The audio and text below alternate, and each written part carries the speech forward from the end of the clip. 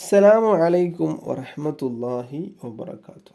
ഒരാൾ വ്യഭിചരിച്ച പെണ്ണ്, ആ പെണ്ണിൻ്റെ ഭർത്താവിൽ നിന്നും ഒരാളങ്ങനെ സമ്പാദിക്കും, പൈസ ഉണ്ടാക്കും എന്നുള്ളത് ഒരു സ്വപ്നത്തിൻ്റെ വ്യാഖ്യാനമാണ്. ഏത് സ്വപ്നം കണ്ടാലാണ് ഇങ്ങനെ വ്യാഖ്യാനം വരിക എന്നുള്ളത് ഏകദേശം പിടുത്തം കിട്ടിയിട്ടുണ്ടാവും അല്ലേ?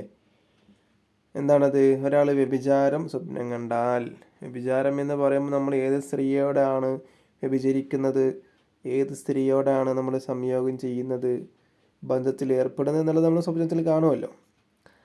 അപ്പോൾ വ്യഭിചാരം ഒരാൾ സ്വപ്നം കണ്ടാൽ അതിൻ്റെ വ്യാഖ്യാനം എന്തായിരിക്കും? ഇങ്ങനൊരു സ്വപ്നം കണ്ട നല്ല ആളാണെങ്കിൽ നമുക്ക് മാനസികമായിട്ട് ബുദ്ധിമുട്ടും പ്രയാസം വിഷമം പരിഭ്രാന്തിയൊക്കെ ഉണ്ടാവും.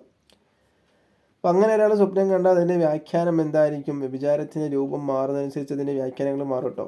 അത് വേറെ. ഉദാഹരണം, നമുക്ക് അറിയുന്നവളാണെങ്കിൽ അതിന് വ്യാഖ്യാനം വേറെ ആയിരിക്കും, അറിയാത്തവളാണെങ്കിൽ വ്യാഖ്യാനം വേറെ ആയിരിക്കും. അങ്ങനെയൊക്കെ വ്യാഖ്യാനങ്ങൾ മാറും. മഹാനായ മുഹമ്മദ് ഇബ്നു സിരീൻ എന്നവർ അവിടുത്തെ ഒരു കിതാബിൽ 408 പേജിൽ പറയുന്നുണ്ട്. എന്താ പറയുന്നത്? ഒരാൾ സഹോദരൻ്റെ ഭാര്യയുമായിട്ട് വ്യഭിചരിക്കുന്ന സ്വപ്നം കണ്ടാൽ, നമ്മുടെ സഹോദരൻ, ആ സഹോദരൻ്റെ ഭാര്യയായിട്ട് അങ്ങനെ വ്യഭിചരിക്കുന്ന സ്വപ്നം കാണുകയാണ്. അപ്പോൾ രണ്ടാളും വ്യഭിചാരിയാണ്. സഹോദരൻ്റെ ഭാര്യ വ്യഭിചാരിയാണ്, ഇവനും വ്യഭിചാരിയാണ്.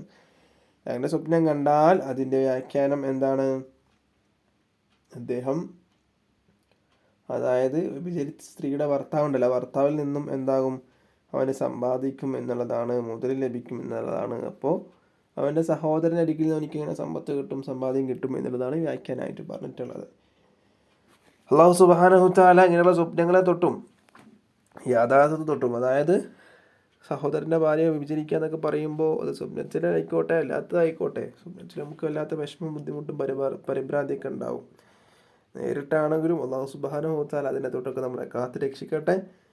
ഇൻഷാ അല്ലാഹ് അടുത്ത വീഡിയോയുമായിട്ട് വീണ്ടും കാണാം. അല്ലാഹു തൗഫീഖ് നൽകട്ടെ. അസ്സലാമു അലൈക്കും വറഹ്മത്തുള്ളാഹി വബറകാതുഹു.